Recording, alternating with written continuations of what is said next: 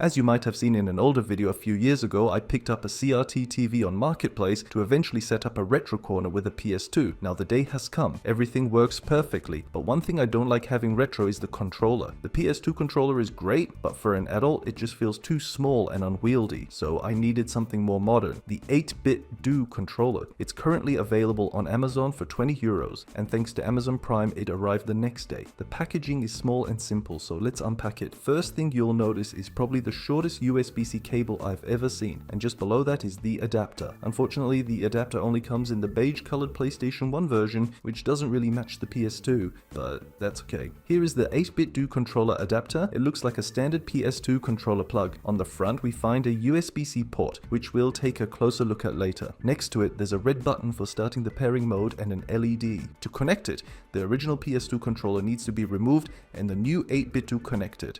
Interestingly, the game already recognizes the new controller as connected, even though no Bluetooth controller has been paired yet. To start the pairing process, press the red button on the 8BitDo, after which the LED starts blinking. Then, on the PS4 controller, you also start the pairing mode by holding down the share and PlayStation buttons together for a few seconds. This should pair these two devices. Unfortunately, that didn't work. Even though I had charged the controller for a few minutes beforehand and was sure it would be enough for the quick test, the connection only lasted a few seconds before the controller turned off again. I tried multiple times, but unfortunately, it doesn't seem to work. Next, I suspected that the 8BitDo controller might not be compatible with the new revision of the PS4 controller.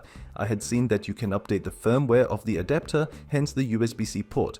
Windows recognizes the device as idle and automatically finds drivers for it. Then you download the firmware update program from the 8BitDo website and run it. The device is detected in the software, and then you click on firmware update. My adapter already has the latest firmware update pre-installed, so that can't be the issue. However, when reading through the patch notes, I noticed that the 8BitDo controller not only supports the PS4 controller, but also the Xbox One and Nintendo Switch controllers. Since I prefer the Xbox One controller anyway, I tested it right away. So again, with the Xbox One controller, press the pair button on the top of the controller, wait for the Xbox logo to blink, then press the red button on the 8BitDo adapter. Wait a moment, and voila, it works. The connection remains stable and all buttons on the controller are correctly mapped.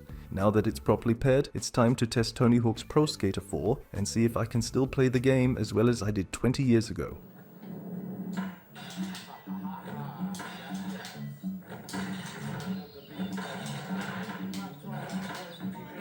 Well, not really, but it works. Thanks for watching, and if you enjoyed it, we'll see you next time. Bye!